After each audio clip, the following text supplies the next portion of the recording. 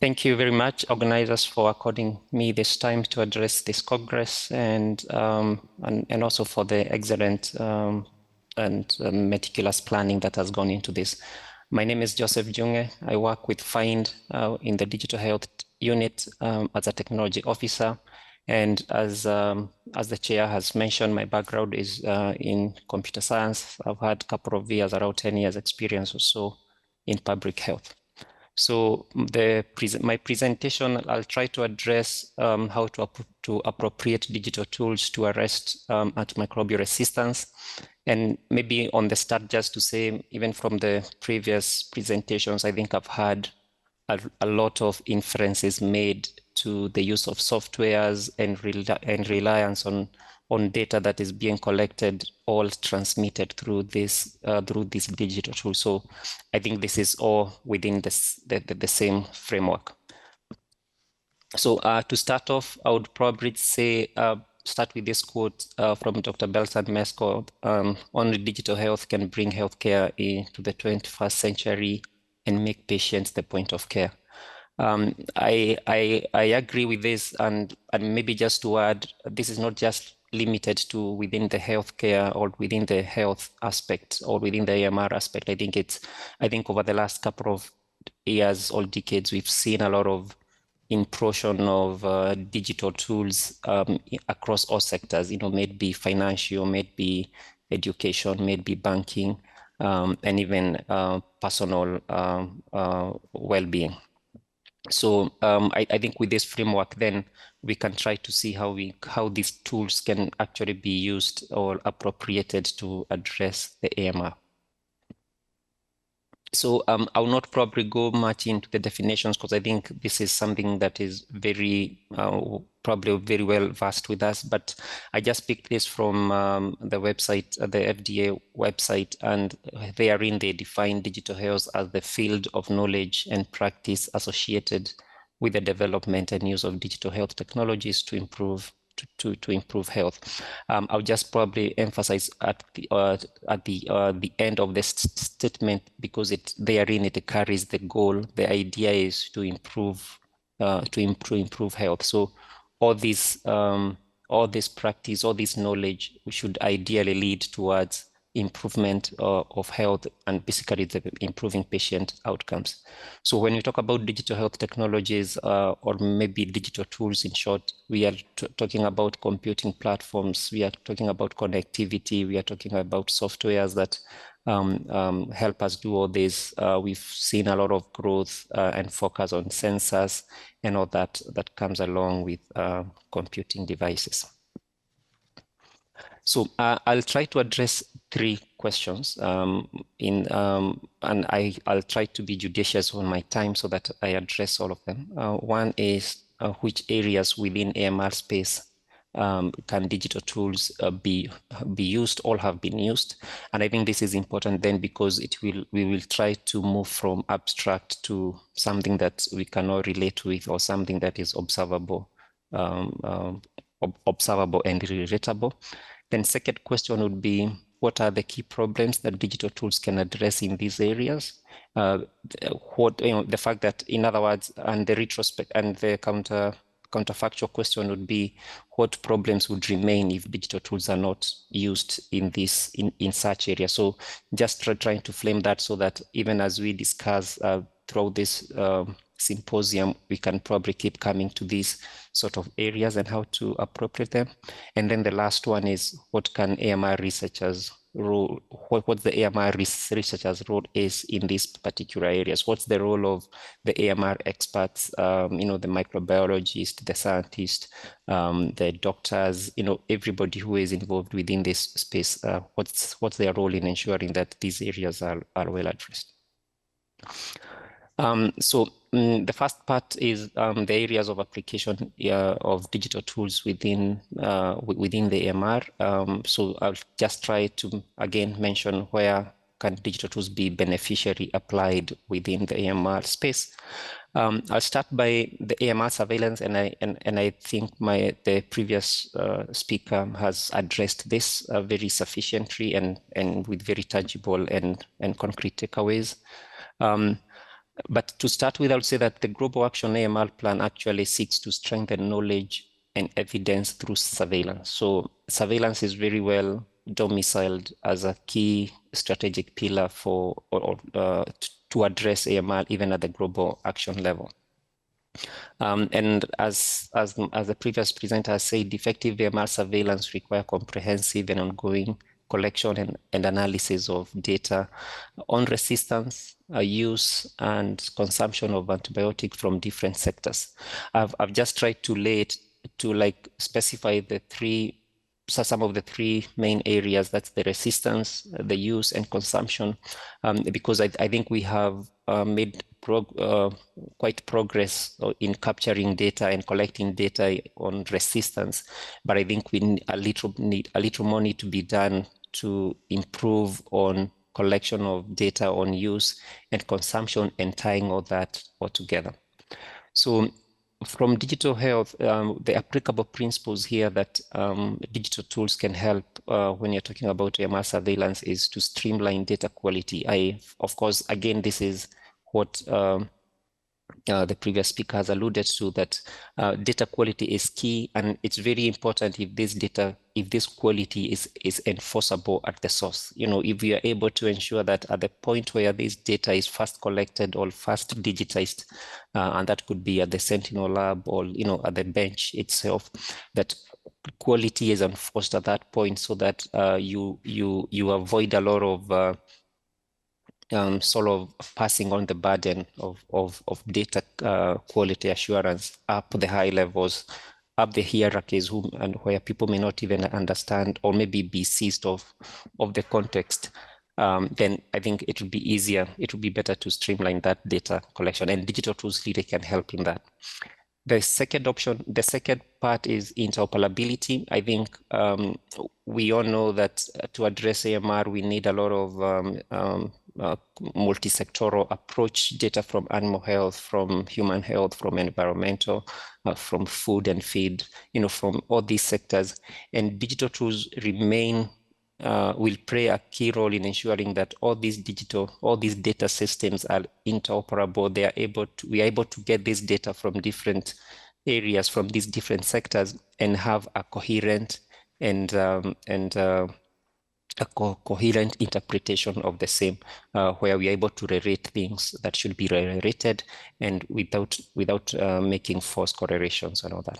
And of course, another key area is data analysis and visualization. We've seen digital tools being used for alerts and notification, especially where maybe in areas where we have notifiable disease and all that. And these are lessons and applications that can be applied as well within the AMR. As FIND, I forgot to mention that I think I mentioned I work with FIND, but as FIND we've had variable lessons from implementation of digital tools for AMR surveillance in Kenya and Nepal, in a One Health approach, in a project that has been funded by the Fleming Fund, and I think we are more than willing to continue sharing our experiences around this with the stakeholders. The second point, the second area is the hospital-acquired infection surveillance. From literature, it's estimated that traditional format could take up around 756 man-hours for a PPS, all of 1.5 FTE per 10,000 admission, and this is a great barrier towards effective surveillance of hospital-acquired infection. So these constraints, of course, means that such surveillance is targeted to few wards. It's for a short time, so it's not like an ongoing surveillance. It's a steady sort of surveillance, and therefore that, of course, limits the breadth and the depth of the data that can be available for interventions. So, of course, the digital health and digital tools can help improve this by reducing the burden of data correction, of course, through integration with existing electronic health medical record system, hospital management systems. We can have computerized algorithms that can flag at-risk patients, so within your electronic health record system, you can have these computerized algorithms that can actually point to an at-risk patient. And of course, we can also use it, we can also use digital tools to produce and to support early warnings to IPCs, or I mean, infection prevention control committees or other stakeholders of potential HI outbreak early in time. Again, we are currently implementing digital tools for HI surveillance, again in Kenya, in Nepal, and we are learning a lot from this, and in due course will be able to make publications and of course share our findings around this, because it's such a timely interventions, because as we know from literature review, hospital-acquired infection, of course, contributes to the overall AMR burden. That part is strengthening antimicrobial stewardship practice. I think the previous speaker also mentioned this. And as FIND, we are working in one hospital here in Kenya, where I am based, to come up with a very simple digital tool, primarily to support the antimicrobial stewardship committees, because we realize that, yes, we have this committee that meets regularly, that tries to make local interventions at the site, but they are incapacitated by lack of actionable data, because data that exists on antimicrobial resistance is all siloed in different systems. There's a data set in the lab, there's a data set in pharmacy, there's a data set within the clinical system. So we are coming up with this tool that will help bring all these data together and progressively help them even come up with local antibiograms, use that data to fine-tune their treatment guidelines, use that system to set reminders and alerts to providers to order culture tests for those who are admitted, and a couple of many other things that can be done. The last part that I want to speak to this Congress around how digital tools can play a role. Digital tools can play is about predicting trends through machine learning. Of course, we keep data. Of course, is increasing. We are having data from different sectors, from more labs. Of course, are coming up. More diagnostic services are coming up, and with this data, by leveraging AI, we can be able to mine for routine microbiology lab results, and we can use that to detect and predict clusters or outbreaks of things like MDR, organism colonization. We have the sequencing that is increasingly being used for pathogen identification, and even from the literature that I have shared here, you can see a very clear trend and move towards leveraging machine learning, even to inform some of the AMR interventions that need to be done. Now, my second question was about what are the key problems that digital tools can address in these areas, in these 4 areas that I have highlighted. I think I've mentioned them as I was speaking, but just for ease of recall, let me just summarize them into 4. One, of course, is digital tools increasingly and to very great extent reduce and ease the burden of quality data collection, analysis, and presentation. For those of you who've had maybe a lot of experience in this field, abstraction of data from registers and from paper tools, from Excel sheets that spans many years, it's very hard to do an analysis that is very rich. You have to spend a lot of time, you have to spend a lot of man hours, and you end up cutting out a lot of data just because of of the sheer magnitude of what that need to be done. So digital tools, I think it's by no means accepted that will ease that burden.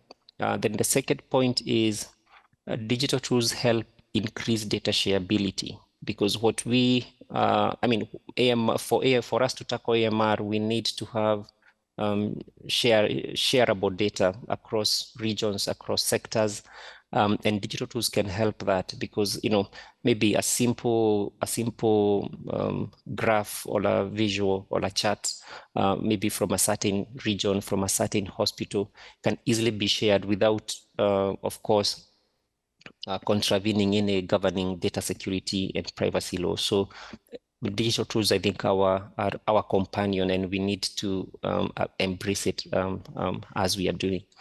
Of course, the other thing is that they support inferences, prediction through data science and machine learning.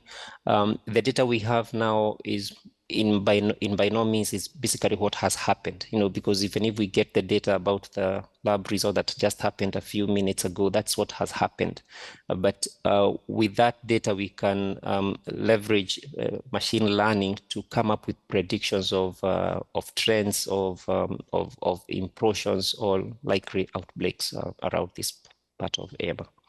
Then the other thing is that we can bring innovative new ways of learning, and I guess this is a very it's a topic that is very dear to me, because I see we need a lot of innovation in the way of learning, because our average providers now, of course, understand digital tools. They are more versed to using their mobile devices, and we need to leverage that, and the penetration of mobile devices as a channel to produce and to disseminate new learnings. We've seen some literature around gamified learning, especially around antimicrobial stewardship, and these are things that can be taken much further, so that as the provider interact with their mobile phone, they're actually learning on something that is dear towards AMR work. Lastly, I'm sorry, because of the time constraint, if you can wrap it up, the presentation, I would appreciate it. Okay, super. This is my last slide. So the role of AMR researchers, what can AMR researchers do in these areas? Again, very quickly, we rely on the AMR experts to articulate AMR control priorities and help align digital tools to such priorities, because I think the priorities and the trajectory on how AMR control should take. I think as the AMR experts, you have that knowledge, and for us, from the digital health point of view, is to translate that into tools. Of course, you can contribute to the development of these tools by helping us define what should be measured, collected, and how it should be interpreted. And of course, you can advocate for adoption and continuous sustainability of these tools that that are coming up. So this was my last slide. So thank you very much, and my apologies for going over time. Thank you.